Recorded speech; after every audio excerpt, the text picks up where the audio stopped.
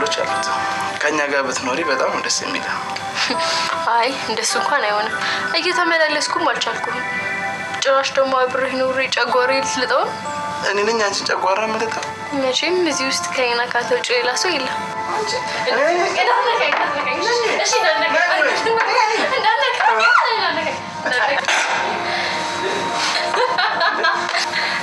መኮንን መታህ ነው እንዴ? አዎ፣ ወደ ዶር መሄድ አለብኝ። መኪ እንዴት ነህ? ነሽ? አላየሁህም ነበር እኮ ስትመጣ። አዎ፣ ከፋዘር በቃ እኔ ልጅቷ የሚበላ ነገር ልታመጣ ንገራት። አይ ለእኔ ከሆነ አልፈልግም። እኔ ጋማ መጥተሽ በባዶ ወድሽ አትይጂም። በል የሚበላም ነገር ይዛ እንድትመጣ ንገራት። በዛ በእውነት ጋሽ ምንም ነገር አልፈልግም። አይ አይሆንም አልኩሽ እኮ። በባዶ ወድሽማ መውጣት የለብሽም። እሺ በቃ እናንተ ተጫወቱ፣ እኔ ደርሼ እመጣለሁ። ነቢዩና ጽጌረዳ ፍቅር ጀመሩ። ነቢዩና ጽጌረዳ ፍቅር በመጀመራቸው ደግሞ ፌበን እየተቃጠለች እየተናደደች ትገኛለች። የፌበን እናትስ ልጅቷ ከነቢዩ ፍቅር እንደያዛት በሰማች ጊዜ ምን አለች የሚለውን አብረን የምናይ ይሆናል። ይሄ ብቻ አይደለም፣ ወይዘሮ ፍቅርተስ ምን አለች? እንግዲህ ፍቅርተ ለልጇ ለመዳር ደፋ ቀና እያለች የምትገኝ ናት። ነገር ግን አልተሳካላትም። የጠበቀችው ሳይሆን ያልጠበቀችው ነገር ተከስቷል። ሰላም ጤና ይስጥልኝ ውድና የተከበራችሁ የቻናሌ ቤተሰቦች እንዴት አላችሁ? በያላችሁበት የዓለም ዳርቻ ሰላማችሁ ይብዛ። ለዚህ ቻናል አዲስ ከሆናችሁ ሰብስክራይብ፣ ላይክ፣ ሼር እያደረጋችሁ ቤተሰብ ትሆኑ ዘንድ በአክብሮት ተጋብዛለሁ። ተወዳጁን ጽጌረዳ ድራማ ወደ እናንተ ይዤላችሁ መጥቻለሁ። በመግቢያ ላይ እንግዲህ እንደተመለከታችሁት ነቢዩ ጽጌረዳን ቤታችን ብዙ ክፍሎች አሉት፣ ከኛ ጋራ መኖር ትችያለሽ፣ ከኛ ጋር እንድትኖር ይፈልጋለሁ እያለ እንግዲህ እየተናገረ ነበር። እሷም እንኳን ቤት ገብቼል እንደዚሁም ጨጓራዬን እየላጥከኝ ነው፣ ተመላልሼ ራሱ አልቻልኩም የሚል ቀልድ እየቀለደች ነበረ። እሱ ታዲያ በዚህ መሀል ላይ ቀልዱን ከፍ አድርጎት አብሮ መላፋት ጀምሮ ነበረ። በዚህ መሀል ላይ ነበረ እንግዲህ ሞኬ የነቢዩ ጓደኛ ሲያይ የነበረው። መኮንን ባየው ነገር ያው በጣም ግራ ተጋብቷል። ምክንያቱም ነቢዩን የሚያውቀው በጣም ባለጌ እንደሆነና ብዙ ሴቶችን የሚያሳድድ ሰው ስለሆነ ያንን ነገር ጽጌረዳ ላይ ይተገብረዋል የሚለው ነገር አስፈርቶት ነበረ። ታዲያ ይሄ ነገር ጠይቆታል። ዝም ብሎ ሊያልፈውም አልወደደም። እሷንም ደግሞ ተረኛ ልታረጋት ነው ወይ? ከዚህ በፊት ላይ ብዙ ሴቶች ላይ ጉዳት አደርሰሃል። ሴቶችን ከአንድ ሳምንት በኋላ አንተ ጋር አይቆዩም። እሷንም ተረኛ ልታረጋት ነው ወይ በማለት እንግዲህ ጓደኛውን ሲናገር ነበረ። ይሄንን ያለበት ምክንያት እንግዲህ ጽጌረዳ ታሳዝነዋለች። መኮንን ለጽጌረዳ በጣም ብዙ ዋጋ ከፍሏል። ስታለቅስ ሲያባብላት ነበረ። ነቢዩ ሲበድላት ፈተና እንዳትፈተን ብዙ ነገሮችን ያው ነቢዩ አድርጓል ከዚህም በፊት።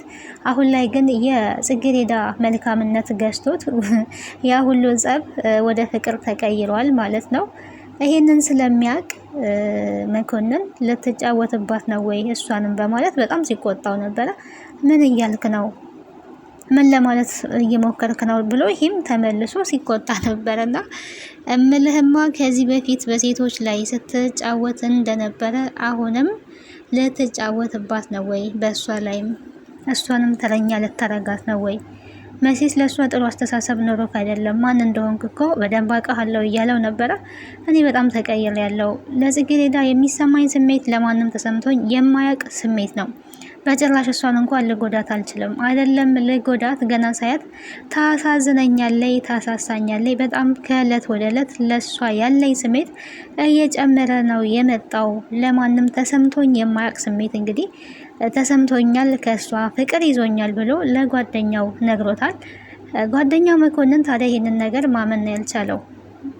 እሱን የሚያውቀው በሌላ ስራው ስለሆነ በመጥፎ ምግባሩ ስለሆነ የሚያውቀው በአንዴ ነቢዩ እንዲህ በመቀየሩ ፍቅር እንግዲህ ኃያል ነው። ፍቅር ሰውን ይቀይራል።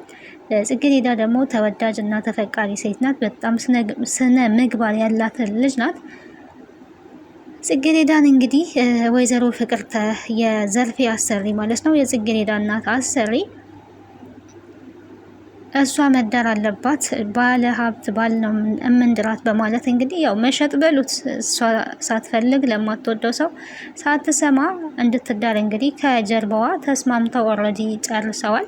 የምትዳረው ደግሞ ለነብዩ አባት ነው። እዚህ ጋር ነገሮች ያው በተቃራኒ መጥተዋል።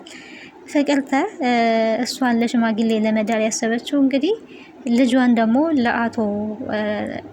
ለአቶ መኮንን ልጅ ለነብዩ አባት ማለት ነው ለሱ ለመዳር ነበረ ሀሳቧ። ግን ነገሮቹ ሁላ ተገለባብጠው ጽጌረዳና ነብዩ እንግዲህ አሁን ጥሩ የፍቅር ጊዜ እያሳለፉ ይገኛሉ። ፌበን ጨልላለች ማለት ነው። አንዲት እንገረድ እንዴት ያፈቅራል እኔ እያለው እኔ በክብርም በሀብትም ከሱ ጋር የምመጻጠን ልጅ እያለው እኔን እንዴት ናቀኝ፣ እንዴት አላፈቀረኝም፣ እንዴት እኔ ያልተመረጥኩም እያለች እንግዲህ እየቃወጠችው ትገኛለች። ፍቅር እንግዲህ በሀብት ብዛት የሚወስን አይደለም፣ ወይ ደግሞ በክብርም የሚመረጥ አይደለም። ፍቅር ንጹህ ልብን የሚፈልግ ነው።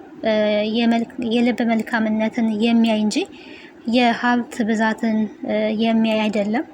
እንግዲህ ጽጌረዳ የድሃ ልጅ ትሆን እንጂ በብዙ ነገር እንደምናየው ከፌበን ትበልጣለች። በእውቀት፣ በስነ ምግባር፣ በማንነት በጣም ጨዋ ናት። ስማርት ሴት ናት።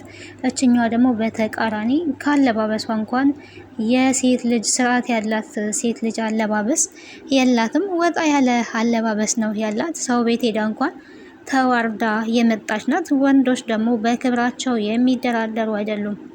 ሁሉም ሰው በክብሩ አይደራደርም። ግን ወንድ ልጅ ደግሞ ዝቅና ከፍ የሚያደርገውን ሰው በጭራሽ። ይሄ እኔ ሳስበው እንደውም አንዳንዴ ለወንዶች ቀይ መስመራቸው ምንድን ነው ተብሎ ቢጠየቁ ይሄ ክብር የሚባለው ነገር ነው የሚመስለኝና በክብራቸው አይደራደሩም። ነብዩ እየሰማ ነው እንግዲህ የሌለ መስሏት አባትየውን እንደዛ ስትናገር የነበረው ስለ አባትየው ስታወራ የነበረው ምን አይነት ሽማግሌ ነው? አልፎ አይተኛም ወይ? ታሞ እንኳን እንደዚህ ዝም እያላለ እንዴት እንደዚህ ለፈልፋል? በጣም ነው ያስጠላኝ ኡፍ ነበር ስትል የነበረው። ሰው ቤት ሄዶ ሰው እንዴት በዚህ ልክ ይናገራል?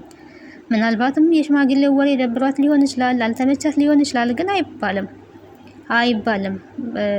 ለዛውም እዛው ቤት ተቀምጦ ማለት ነው። ሊሰሙሽ ይችላሉ። ኧረ ዝም በይ ብትላት እንኳን ጽጌረዳ ይስሙኝ የራሳቸው ጉዳይ። ይሄንን ሻይሽን ደግሞ ወስደሽ ራስሽ ልትጠጩ ትችያለሽ። እኔ አይመለከተኝም፣ አልፈልገውም ነበረ እንግዲህ ስትል የነበረውና እንደው ሴት ልጅ ስርዓት ሲኖራት ጥሩ ነው። ስነ ምግባር ወሳኝ ነገር ነው። ለሴት ብቻ አይደለም ለሁሉም ሰው ስነ ምግባር ምንም ጥያቄ የሌለው ዋና ቋሚ ነገር ነውና ይሄንን ልታስብበት ይገባል። ጽጌረዳ በዚህ በማንነቷ በጣም ኩሩ ሴት በመሆኗ ራሷን በገንዘብ አሳልፋ ባለ መስጠቷ በዚህ አማካኝነት እንግዲህ ተመራጭ እንድትሆን አድርጓታል ማለት ነው። ተመራጭ ሆናለች ኦልሬዲ። ይሄ ነው እንግዲህ ደስ የሚለው ነገር። ከምንም በላይ ሰው በገንዘብ አይደለም የሚመረጠው በስነ ምግባሩ ነው። መልካም ልብ ስላለው ነው። ነብዩ በጣም ተጸጽቶ ይቅርታ እየጠየቀ ነው የሚገኘው ስላደረገው ነገር፣ ስላጠፋው ነገር። ያው የሰው ልጅ ያጠፋል፣ ይበድላል። እሷ ግን እሱ እየበደላት ለሱ በተቃራኒው ነበረች። ከጽጌረዳ እዚህ ጋር እንግዲህ የምንማረው ሰው ሲበድለን እንኳን ያንን የተበደልነውን ነገር በመልካም የምንመልስ ከሆነ ከምንም በላይ ተጠቃሚዎች እንደምንሆን ነው እኔ ተረዳሁት። እሷ አሁን በዚህ አማካኝነት ተጠቃሚ ሆናለች ማለት ነው። ነብዩ የበለጠ እሷን እንዲወዳት፣ እሷን እንዲፈልጋት፣ እንዲያፈቅራት ከዛም አልፎ ተርፎ ደግሞ ተጸጽቶ ይቅርታ እስከ መጠየቅ ደረጃ ደርሷል። ይሄ ትልቅ ነገር ነው። ሰዎች ተጸጽተው ይቅርታ እንዲጠይቁ ማድረግን የመሰለ ነገር የለም። ከዛም አልፎ ደግሞ አፍቅሯታል። ፍቅር እንግዲህ ምንም የሚገደብ ነገር አይደለም። ቤቱ ገብታ እንድትኖር ድረስ እስከ መፍቀድና እስከ መጓጓት ድረስ ደርሷል። በቀጣይ እንግዲህ ቀጣዩን ክፍል አብረን የምናይ ይሆናል። ለዛሬ በዚህ ጨርሳለሁ። ስለነበረን ቆይታ አመሰግናለሁ። ቤተሰብ ያልሆናችሁ ቤተሰብ ሁኑ። ሀሳብና አስተያየታችሁን በኮሜንት ሴክሽን ላይ አስቀምጡልኝ። ከጽጌረዳ ድራማ ምን ተማራችሁ? ጽጌረዳ እንቁ ድንቅ ሴት ናት። ብዙ ሰው ከሷ ሊማር ይችላል ብዬ አስባለሁ።